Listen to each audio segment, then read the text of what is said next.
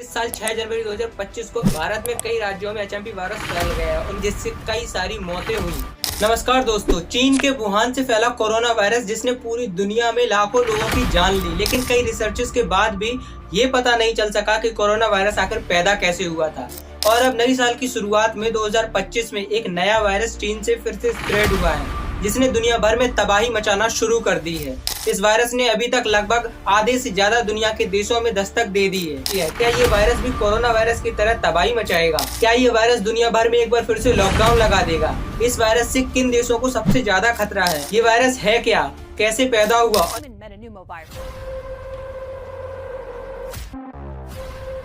Five areas have reported the highest number of cases. Disease is making hundreds of people sick. ये HMP virus upper respiratory tract में infection की वजह बन सकता है। हालांकि प्रीमेच्योर इन्फेंट्स और 65 साल से एबव एज ग्रुप वाले लोगों के लिए ये बीमारी काफी ज्यादा खतरनाक साबित हो सकती है। हॉस्पिटलाइजेशन और इमरजेंसी रूम से पता चला है कि एचएमपी वायरस भी इन्फ्लुएंजा की तरह ही आम और गंभीर बीमारी है। एचएमपी वायरस अस्थमा और क्रोनिक ऑब्स्ट्रक्टिव पल्मोनरी डिसीज वाले लोगों के लिए ज्यादा गंभीर बीमारी से जुड़ा हुआ है। बच्चों और ओल्ड एज के लोगों के लॉन्ग टर्म केयर फैसिलिटीज में एचएमपी वायरस की कई सारे केसेस की रिपोर्ट सामने आई हैं जिससे कई सारी मौतें हुई। और डॉक्टर्स ने इस वायरस की दवाई को लेकर जो बात कही है वो आपको हैरान कर देगी। एचएमपी वायरस ये एक negative sense single standard RNA virus है जो कि न्यूमोविरिडिटल की फैमिली से बिलोंग करता है। ये वायरस क्लोजली रिलेटेड है एवियन मेटानीमोवायरस ग्रुप सी से।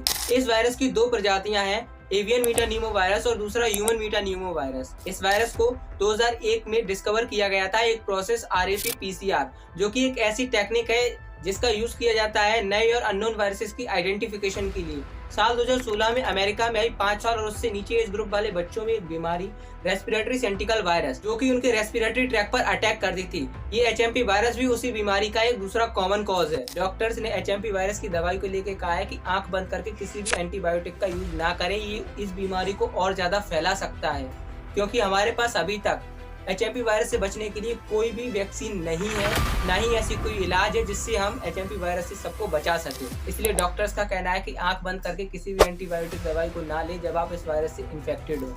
एचएमपी वायरस सबसे ज्यादा 6 से 12 महीने के बच्चों को हार्म करती है, वही RSV वायरस 2 से 3 महीने के बच्चों को ही संक्रमित करती थी। और एचएमपी वायरस की क्लिनिकल फीचर्स सारे RSV वायरस जैसे सेम है, लेकिन यहाँ पर हैरान करने वाली बात यह है कि RSV वायरस सिर्फ छोटे बच्चों में होता था, जबकि एचएमपी वायरस छोटे बच्चों के साथ 60 साल से ऊपर वाले एज के लोगों के लिए भी एक सबसे बड़ा खतरा बना हुआ है। और एचएमपी वायरस चीन में बहुत ही बुरी तरीके से फैल चुका है, जिसने कई सारे लोगों को बेहाल कर दिया है और कई सारे लोगों ने अपनी जान दे दी है। इस वायरस के चीन में केसेस तो काफी टाइम से आ रहे थे, लेकिन 3 जनवरी 2025 को जब निमोनिया के सबसे ज्यादा केसेस आने लगे तो चीन की गवर्नमेंट एक्टिव हो गई और उसके बाद चीन में इस वायरस को पता लगाने के लिए बहुत ही ज्यादा तेजी से रिसर्च शुरू हो गई।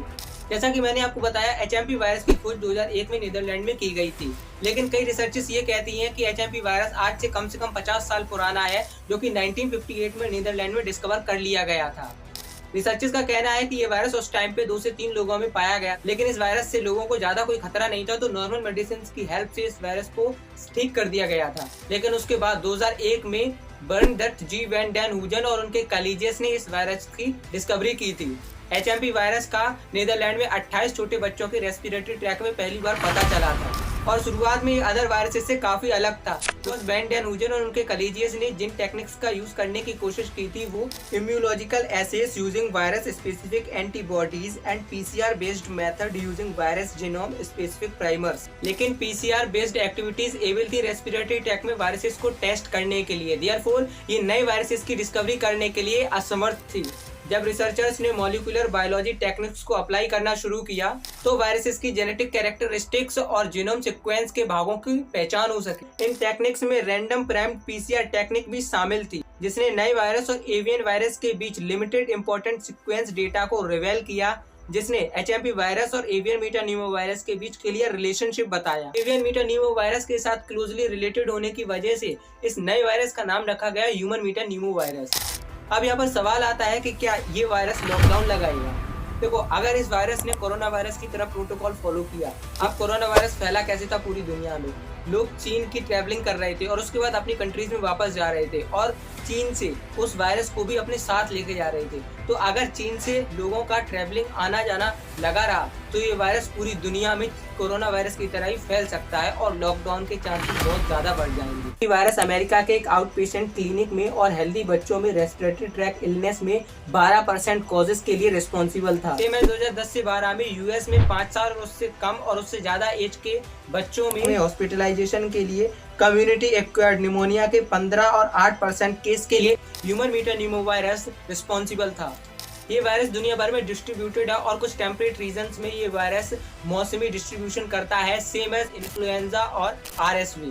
अब यहाँ पर एक सवाल आता है कि इस वायरस से दुनिया में आखिर कितने लोग इफेक्टेड हो चुके हैं। तो सेरोलॉजिकल स्टडीज में पता चला है कि 5 साल की उम्र तक दुनिया भर में लगभग सभी बच्चे इस वायरस के कांटेक्ट में आ चुके हैं। इससे पहले जानते हैं कि इस वायरस से बचने के उपाय क्या क्या हैं और ये वायरस हमें इन्फेक्ट कैसे करता है। इसमें इन्फेक्टेड पर्सन को सर्दी, खांसी, जुकाम ऐसी दिक्कतें सामने आएंगी। फिर 3 से 4 दिन में ये बीमारी उन लोगों के फेफड़ों को पूरी तरीके से जकड़ लेती है, जिससे सांस लेना भी मुश्किल हो जाता है। इसके फैलने की वजह है 2 लोगों के आपस में कांटेक्ट में आने में, या उन दोनों के हाथ मिलाने से, या फिर छींकने से, क्योंकि ये वायरसेस हैं। ये वायरस स्प्रेड होते हैं बिल्कुल छोटे से छोटे पॉइंट से। मान लीजिए हमने कोई इन्फेक्टेड चीज को छुआ है तो उस इन्फेक्टेड चीज को छूने से वायरस हमारे अंदर एंटर कर जाएगा। इस वायरस से बचने के लिए वही सेम उपाय करने होंगे जैसे हमने कोरोना वायरस में किए थे। बार बार साबुन से हाथ धोना, बीमार लोगों से दूर रहना और सभी से सोशल डिस्टेंसिंग बना के रहना।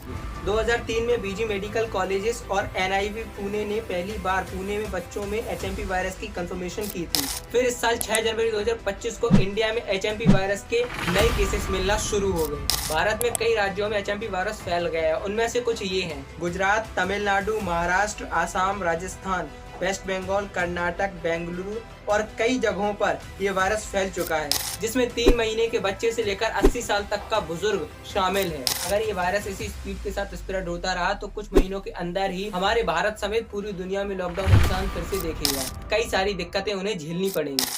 आपको वीडियो कैसी लगी हमें कमेंट करके जरूर बताएं और इस वीडियो को ज्यादा से ज्यादा शेयर करें ताकि सभी लोग HMP वायरस के बारे में सब कुछ बहुत अच्छे से जान सके। मिलते हैं फिर किसी नई वीडियो के साथ, तब तक के लिए जय हिंद, जय भारत।